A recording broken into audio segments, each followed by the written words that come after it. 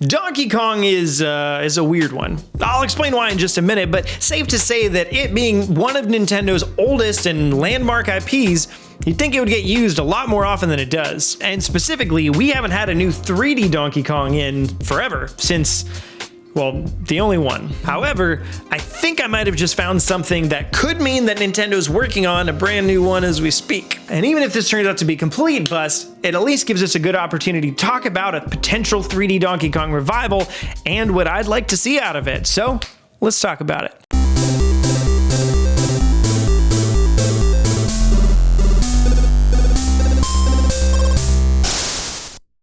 So first things first, I started out by saying Donkey Kong is weird. And while I don't not mean the fact that he's perpetually naked outside of just a tie, I mostly mean in terms of how Nintendo uses this IP.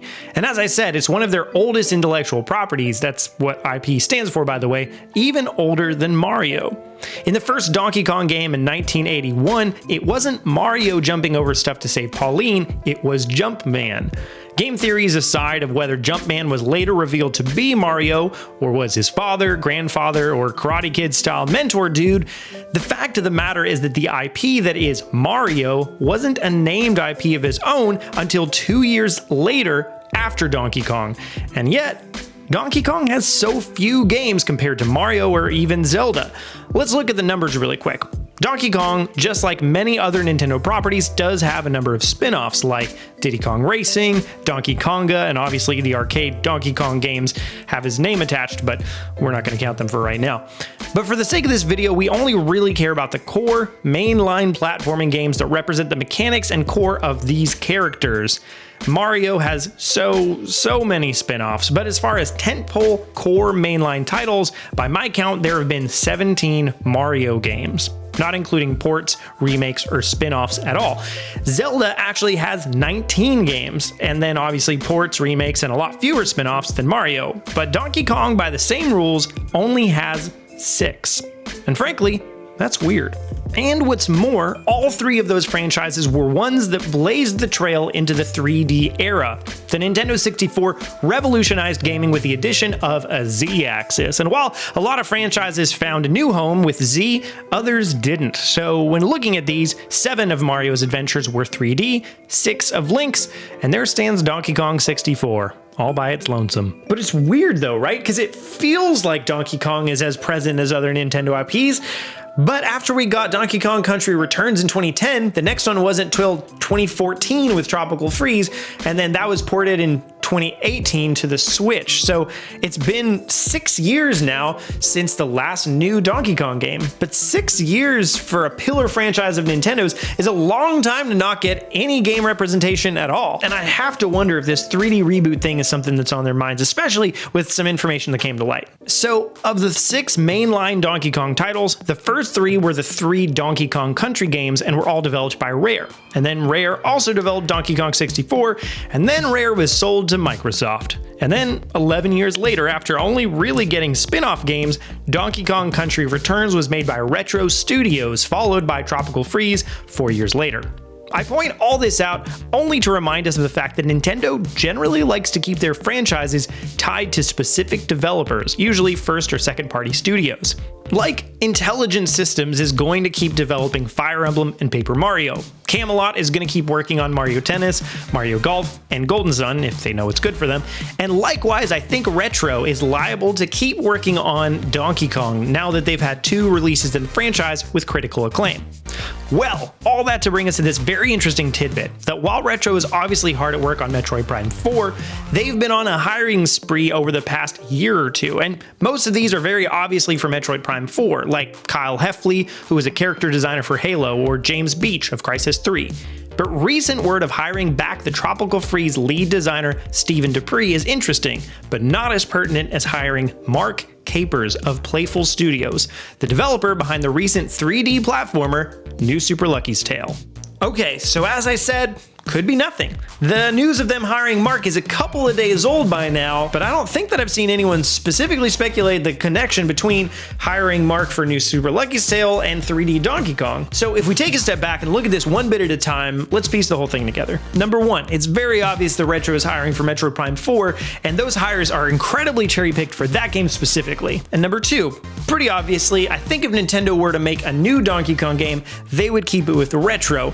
The two games that they made sold moderately well, but were reviewed incredibly well. Number three, knowing all of that, I think if they're cherry-picking hires for Prime 4, then hiring back the Tropical Freeze designer and a designer specifically of 3D platformers, I don't know that they'd be using those to work on an action-adventure shooter kind of game, but probably a platformer, and maybe even a 3D platformer. I will say the 3D part is still maybe a bit of a stretch, because there were also 2D bits in New Super Lucky's Tale, but primarily it's a 3D platformer, so that seems to be a good tie-in any case. But that's why all of this is speculation. There is one other tiny morsel to this idea, and it's the tweet from the official Nintendo of Italy account from 2018 of a picture of Donkey Kong and a banana, and overlaid with a caption, "There's not two without three." Theoretically, this was a premature tease at a third entry to the Retro line, but that's pretty old news by now, so who knows? But now to the fun part. I think there's enough evidence so far to at least be able to speculate that we could be getting a new Donkey Kong game, but why would we want a 3D one instead of 2D, and where could this new game succeed where Donkey Kong 64 kind of failed? Well, as I said before, pretty much every franchise transitioned into the 3D space back in the 90s, but it didn't take very long for the mascot 3D platformer genre to die out. Basically, sometime during the life of the GameCube, they'd already gotten dated, and by the Wii, you couldn't really find any 3D platformers anymore. Even Mario was a 3D platformer, but wasn't a sandbox collectathon like 64 and Sunshine, but rather was more of a linear style in the Galaxy games, even with a level select screen, altogether more reminiscent of the 2D Mario games. That paired with the resurgence of New Super Mario Bros. Wii, 3D platformers were at quite a low. But just in the past 3 years or so, we finally started to see some more of these games return, and with enough quality in them to actually be something to get behind. Of the four most notable on this list, Mario Odyssey is obviously the tippity top of that totem pole, and the bottom is probably Yooka-Laylee, and A Hat in Time was quite well liked, and New Super Lucky's Tale is probably the best of the latter three. But in case you're still sitting there saying that 3D Donkey Kong just plain can't be good, let's take this into account. If we're being honest, there are like 10 3D Sonic games, and while most of them are middling, there are just about as many good ones as there are awful ones. So judging the potential of a series based on one game may be short-sighted. And frankly, Donkey Kong and the rest of his crew actually feel like an amazing cast to place in a 3D environment. I think 64 was just not an incredibly well thought out iteration. Having various abilities amongst the different characters honestly reminds me of the different capture abilities in Mario Odyssey. At their best, platformers are puzzle game, where movement is both the challenge and the reward for figuring out the key to the lock that was provided. And games can generally go about this either where a lock has a single key, like a traditional Zelda dungeon, where you need to use one specific item to defeat a boss, or Breath of the Wild, where most problems have one or two intended solutions, but will also allow a myriad of others. So let's talk specifics.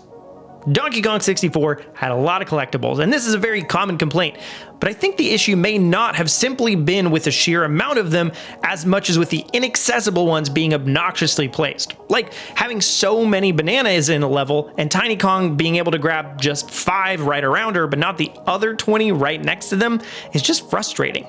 But I think a couple collectibles that are hard to reach with one character, maybe even impossible, but then are moderately to very easy with another character or two, makes it fun to return and take advantage of the information you'd gleaned from before. Basically, this is a Metroidvania approach. In the first level, for example, have a path off to the side that's somewhat inconspicuous, but is all bramble or spikes, so you can't cross it as Donkey Kong. But then later, when you've met up with Cranky Kong, you'll learn that he can hop across spikes on his cane, and then you'll come back to find that you've been rewarded for overcoming the small obstacle that you'd noticed before. So as far as game design, I think the player's choice as to how they want to play for like 75% of the game is important. Just choose whichever character you prefer the most, and you can complete whatever tasks lay ahead. But then I have a couple of key sections where you're made to use one of the Kong mechanics or another, and then a lot of secrets that reward you for your creativity.